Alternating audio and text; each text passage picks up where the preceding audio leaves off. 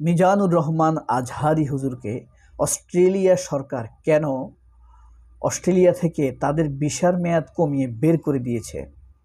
এটার সঠিক উত্তর কী কারণে, কারা, কাদের ইন্ধনে অস্ট্রেলিয়ার সরকার এই সিদ্ধান্ত নিয়েছে আপনাদের কি জানা আছে? শুধু মিজানুর রহমান আজহারি নয়, শায়েখ আহমদুল্লাহকেও অস্ট্রেলিয়া একই পদ্ধতিতে অস্ট্রেলিয়ার ভিসার মেয়াদ বন্ধ করে দিয়েছে। তবে শায়েখ আহমদুল্লাহ বুদ্ধি খাটিয়ে আগেই তিনি সেখান থেকে চলে এসেছেন। এখন কথা হলো, এর পেছনের ইন্ধনদাতা কারা?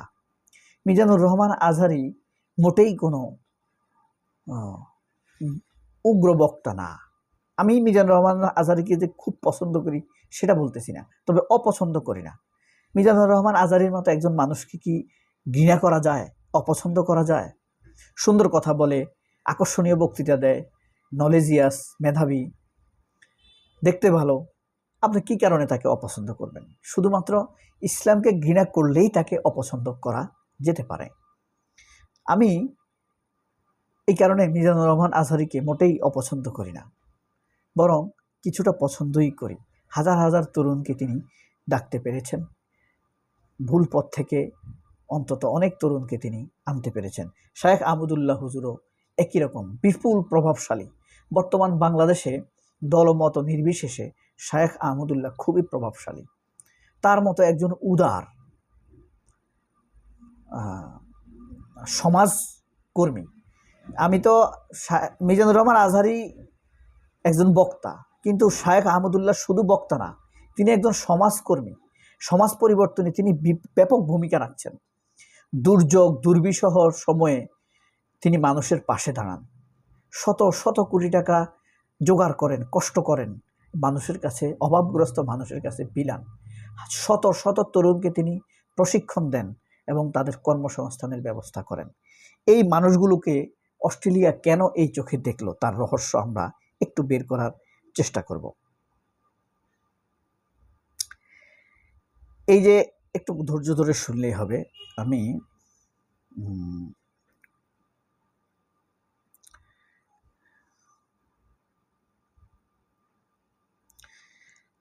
শায়েখ আহমদুল্লাহ মিজানুর রহমান আজহারি একটি ফেসবুক স্ট্যাটাস দিয়েছিলেন। তিনি সে তথ্যটি, অস্ট্রেলিয়ান সরকার একটি প্রজ্ঞাপন জারি করেছে। এই যে দেখেন, স্ক্রিনশট দিয়ে রাখতে পারেন, আপনারা দেখতে পারেন। এই ভিডিওটি আপনাদেরকে পুরো তথ্য পরিষ্কার করে দিবে। Australian federation for ethnic and religious minorities in Bangladesh, ঠিক আছে, একটা সংগঠন, বাংলাদেশি সংগঠন। এই সংগঠনটি অনুমোদন পেয়েছে, রেজিস্ট্রেশন পেয়েছে 5ই আগস্ট 2024 এবং রিভিউ ডেট হয়েছে 5ই আগস্ট 2025। স্টার্টিং ডেট হইল 5ই আগস্ট 2024। এই অস্ট্রেলিয়ান পাবলিক কোম্পানি হিসাবে রেজিস্টার পাইছে। এরাই মিজানুর রহমান আজহারির বিরুদ্ধে অভিযোগ করেছে। Section 146A corporation act 2001 states a contact address. এরাই, এটার প্রধান হলেন সামির রঞ্জন সরকার, এটার প্রধান। এরাই মিজানুর রহমান আজহারি এবং শায়েখ আহমদুল্লাহর বিরুদ্ধে এই অভিযোগ উত্থাপন করেছে। ডকুমেন্টস হিসাবে দিয়েছে 10 সাল আগের, ধরেন 2016 সালের। মিজানুর রহমান আজহারি ইহুদি বিদ্বেষী একটি বক্তব্য দিয়েছিলেন, সে তখনকার ভিডিও সংগ্রহ করে সেখানে উপস্থাপন করেছেন। আমি এই সংগঠনটির মনের শক্তি দেখে ধন্যবাদ দিই। অথচ দেখেন, জামায়াত বলেন, বিএনপি বলেন, তাদের কি এমন কোনো সংগঠন আছে? হাসিনা পালানোর পরেও আওয়ামী লীগের কি শক্ত মনোভাব, তারা মিজানুর রহমান আজহারির বিরুদ্ধে দেশের বাইরে প্রচারণা শুরু করেছে, শায়েখ আহমদুল্লাহর বিরুদ্ধেও প্রচারণা শুরু করেছে। আর একটু পড়ে শোনাই আপনাদেরকে। আজহারি হুজুরের ভিসা বাতিল করেছে অস্ট্রেলিয়া। আজহারি হুজুরকে দেশে পাঠাই দিছে। আহমদুল্লাহ হুজুর বুদ্ধিমান, ভাগ্যবান। আগে আজহারিকে ধরে তারপর আহমদুল্লাহ হুজুর কিছুটা সতর্ক হন এবং আগেই চলে আসেন। ভিসা বাতিলের কারণ হলো ওনারা বিভিন্ন পুরনো বক্তব্য, ইহুদিদের বিরুদ্ধে পুরনো বক্তব্য দিয়েছেন, সেগুলো কালেকশন করে উপস্থাপন করেছেন।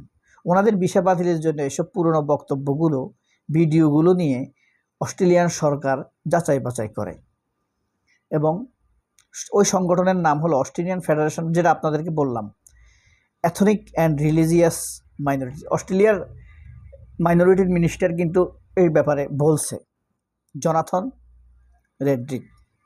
অর্থাৎ বাংলাদেশে জাতিগত ধর্মীয় সংখ্যালঘুদের অস্ট্রেলিয়ার সংগঠন, এটা বাংলাদেশের সংগঠন, আওয়ামী লীগপন্থী। বাংলাদেশে হিন্দু বৌদ্ধ খ্রিস্টান ঐক্য পরিষদের মতোই আওয়ামী লীগের প্রক্সি ফ্রন্ট এরা। অস্ট্রেলিয়ার এই সংগঠনের জন্ম হয়েছে 5 আগস্ট 2024। আপনাদেরকে দেখাইছি আমি তো দেখেছি যে এই উগ্রবাদী মোদী শাবক আওয়ামী শাহবাগীদের প্রশংসা করতে বাধ্য প্রশংসা করার যোগ্য। তারা দেখেন শেখ হাসিনা, তাদের মনোবল দুর্বল থাকার কথা। তারা তাদের কার্যক্রম, শয়তান যেমন তাদের কার্যক্রম থামায় না, এরাও এদের কার্যক্রম থামায়নি, অনবরত মানে চালিয়ে যাচ্ছে একের পর এক। কি মারাত্মক ব্যাপার, তাই না? হ্যাঁ, সেদিনের কথা একবার মনে করেন, 24 আগস্ট শেখ হাসিনা পালাইছে, তখন তারা এই সংগঠনের জন্য আবেদন করে। তো এই বিপর্যয়ের মধ্যেও যখন শেখ হাসিনা শাড়ি তুলে পালায়, জনরোষের মধ্যে পড়ে, তখন অন্তত আপনি এরকম বিপদে থাকলে কি এরকম শক্ত মন নিয়ে প্রতিরোধ করতে পারতেন? জামায়াত কি পারত? জামায়াত তো আমার মনে হয় 5 বছর আগেও ঘুরে দাঁড়াতে পারতো না। অন্তত কয়েক সপ্তাহ লাগবে এটা হজম, তাই না? তখন অথচ সেদিনে তারা আবেদন করেছে এমন একটি সংগঠনের অনুমোদনের জন্য। কিন্তু এই দেখেন মোদি শাবকেরা, মোদির বাচ্চারা মানসিকভাবে কতটা শক্তিশালী, ঠিক সেদিনে তারা পূর্ণদমে সক্রিয় হয়ে গিয়েছে ইসলামের বিরুদ্ধে। আপনারা হয়তো অনেকে দেখেন এটা জামায়াতের বিরুদ্ধে, আসলে না, এটা ইসলামের বিরুদ্ধে। কারণ ওদের অপকর্মের সকল বাধা দিচ্ছে তো ইসলাম, আর শক্তি আছে এখন জামায়াতের, এই কারণে জামায়াতের বিরোধিতা করছে। একসময় এসব বাম সংগঠনগুলো মুসলিম লীগের বিরোধিতা করত, ঠিক আছে, আর এখন জামায়াতের বিরোধিতা করে, কারণ এখন তাদের সামনে বড় শক্তি জামায়াত। এভাবেই কিন্তু একসময় হেফাজত যদি আরো বড় শক্তি হয় জামায়াতের চাইতে, তখন তারা হেফাজতের বিরোধিতা করবে। এটা হলো মিজানুর রহমান আজহারি আহমদুল্লাহ হুজুরকে এই আসলে অস্ট্রেলিয়া থেকে তাড়াবার মূল রুট রিজন। সবাই অনেক ভালো থাকবেন। আল্লাহ হাফেজ, আসসালামু আলাইকুম।